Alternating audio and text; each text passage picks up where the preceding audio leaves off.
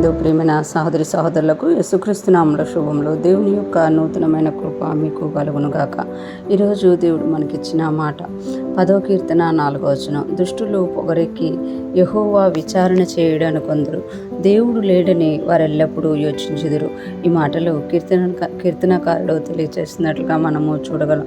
ఇక్కడ చెప్తున్నారు కదా, దుష్టులు పొగరెక్కి యెహోవా విచారణ చేయడానికి కొందరు. అంటే దుష్టులు వాళ్ళు చేస్తున్న దుష్టత్వ కార్యాలను బట్టి, వాళ్ళు చేస్తున్న దుష్టత్వాన్ని బట్టి, వాళ్ళు చేస్తున్న దుష్కార్యాలను బట్టి వారు ఏమనుకుంటారు అని అంటే, దేవుడు విచారణ చేయడనుకుంటారంట. ఎందుకు విచారణ చేయడనుకుంటారు అని అంటే, పొగరెక్కి అంట. మన దేవుడు అన్నిటినీ చూస్తున్న దేవుడు, అన్నిటినీ విచారించే దేవుడు, అందరికీ న్యాయం చేసే దేవుడు అనమాట. ఎవరైతే నీతిగా జీవిస్తారో వారికి ప్రతిఫలం ఇచ్చే దేవుడు, ఎవరైతే దుష్టత్వంలో జీవిస్తారో వారికి విచారణ చేసి న్యాయం తీర్చే దేవుడుగా ఉన్నారు. కానీ దుష్టులు ఏమనుకుంటారంట, దుష్టులు పొగరెక్కి అంటే గర్వముతో నిండిపోయి, పొగరగా ఉండిపోయి వారు చేస్తున్న దుష్టత్వం దేవుడు చూసినా కూడా దేవుడు దానిని ఏం చేయడు, విచారణలోనికి తేడు, విచారణ చేయుడు అని అనుకుంటాడు. అంటే వారు పాపం చేస్తున్నప్పటికీ, దుష్టత్వం చేస్తున్నప్పటికీ కూడా అందులో కూడా వాళ్ళ గర్వంతో వాళ్ళ హృదయం ఏమైపోతుంది అంటే క్రొవ్విపోయి ఉంటుందట. దేవుడు లేడని వారెల్లప్పుడూ యోచించుకుందరు. దేవుడు లేడని వారెల్లప్పుడూ యోచించుకుందరు. అంటే వాళ్ళు చేస్తున్న తప్పుకు ఒక ప్రతిఫలం ఉంది. వాళ్ళు చేస్తున్న దాన్ని ఒకరు చూస్తున్నారు. వాళ్ళు చేస్తున్న దాన్ని ఇంకొకరు విచారణ చేసి న్యాయం చేస్తారు, తీర్పు తీరుస్తారు. ఇలాగ ఏది ఆలోచించరట. ఎందుకు ఆలోచించరని, దేవుడు లేడని వారెల్లప్పుడూ యోచించదు.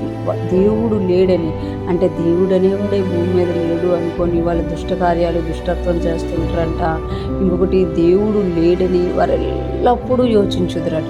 అంటే తప్పు చేసినప్పుడల్లా ఏం చేస్తారు అని అంటే, దేవుడు లేడు, దేవుడు లేడు, దేవుడు లేడు అని వాళ్ళు అనుకోవడం వల్లే వాళ్ళు ఎక్కువ తప్పులు చేస్తున్నారు అని ఇక్కడ మనకి తెలియచేస్తున్నారు అనమాట. దుష్టులు పొగరెక్కి యెహోవా విచారణ చేయడని అనుకుందరు, దేవుడు లేడని వారెల్లప్పుడూ యోచించరు. ఒకసారి రెండుసార్లు కాదు, వారెల్లప్పుడూ దేవుడు లేడని అందుకే కొన్నిసార్లు మనకు అనిపిస్తుంది, వీళ్ళకి దేవుని భయం లేదా, వీళ్ళు ఇంత దుష్ట కార్యాలు చేస్తున్నారు అని మనకు అనిపిస్తుంది. అంటే వారు దేవుడు లేడు అనుకుంటున్నారు కాబట్టి గర్వంతో ఇతరులని నాశనం చేయాలని, ఇతరుని తిట్టడం, ఇతరుని కొట్టడం, ఇతరుని హింసించడం, ఇతరుల మీద దౌర్జన్యం చేయడం చేస్తారన్నమాట. కానీ దేవుడు అని వాడు భూమి మీద ఉన్నాడు, ఆయన న్యాయం చేసే దేవుడు, ఆయన విచారణ చేసే దేవుడని ఎవరైతే తెలుసుకుంటారో వారు భయం కలిగి ఉంటారన్నమాట. ఈరోజు ఫ్రెష్ మనం ఉంటున్న ప్రతి ఒక్కరూ జ్ఞాపకం చేసుకోవాలి, మనం ఏది చేసినా కూడా మనల్ని చూసే దేవుడు ఒకరు ఉన్నారు. మనం ఏది చేస్తున్నా కూడా అది విచారించి న్యాయములోకి తీసుకొచ్చి ప్రతిఫలం ఇచ్చే దేవుడు ఉన్నారు. నువ్వు సహిస్తున్నావా, సహించే ఫలాన్ని పొందుకుంటావు. నువ్వు నీతిగా జీవిస్తున్నావా, నీతి ఫలాన్ని పొందుకుంటావు. నువ్వు దయ చూపిస్తున్నావా, దయా ఫలాన్ని పొందుకుంటావు.